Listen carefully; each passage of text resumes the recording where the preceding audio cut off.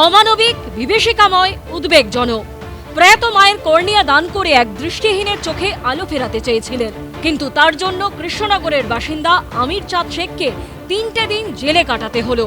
যে উদ্যোগের জন্য একজন দৃষ্টিশক্তি ফিরে পেতে পারতেন, তার জন্য 3 দিন হাজতবাস করে তারপর জামিন পেলেন সমাজকর্মী আমির চাঁদ শেখ।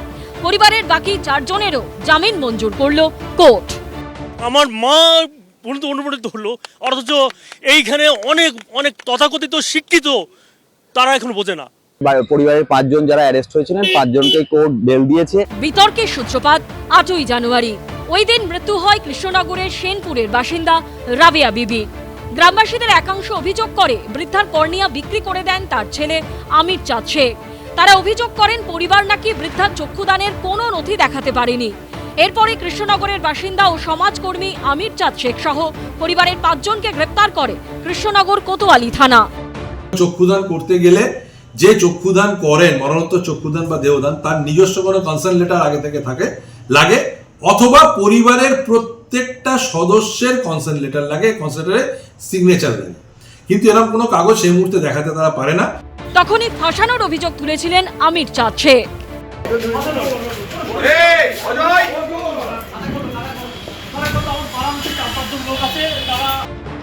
পরে মুর্শিদাবাদ মেডিকেল কলেজ ও হাসপাতালের আই ব্যাংকের ইস্যু করা সার্টিফিকেট সামনে আসতেই দেখা যায় সেখানে উল্লেখ করা রয়েছে কৃষ্ণনগরের বাসিন্দা প্রয়াত রাবেয়া বিবির কর্নিয়া দৃষ্টিহীনদের জন্য দান করা হয়েছিল।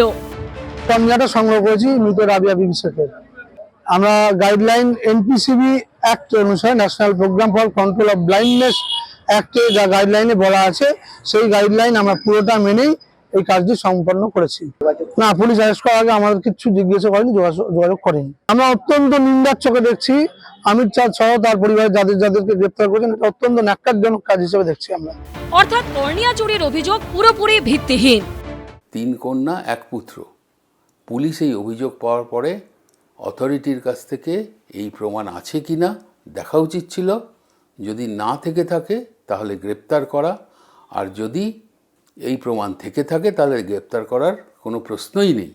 কাজে এ ব্যাপারে যদি পুলিশ এই প্রাথমিক অনুসন্ধান না চালিয়ে গ্রেপ্তার করে থাকে তাহলে এটা পুলিশের অতি সক্রিয়তা বলে গ্রহণ হবে। এবং এক্ষেত্রে কিন্তু যে ইনভেস্টিগেটিং অফিসার এটা করেছেন তার বিরুদ্ধে অতি সক্রিয়তার অভিযোগও আদালতে আসতে পারে।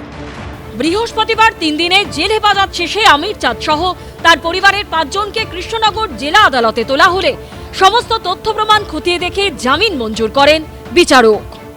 পার্থপ্রতিম ঘোষ, প্রদ্যুৎ সরকার ও সৌভিক মজুমদারের রিপোর্ট, এবিপি আনন্দ। এবিপি আনন্দ, এগিয়ে থাকে, এগিয়ে রাখে।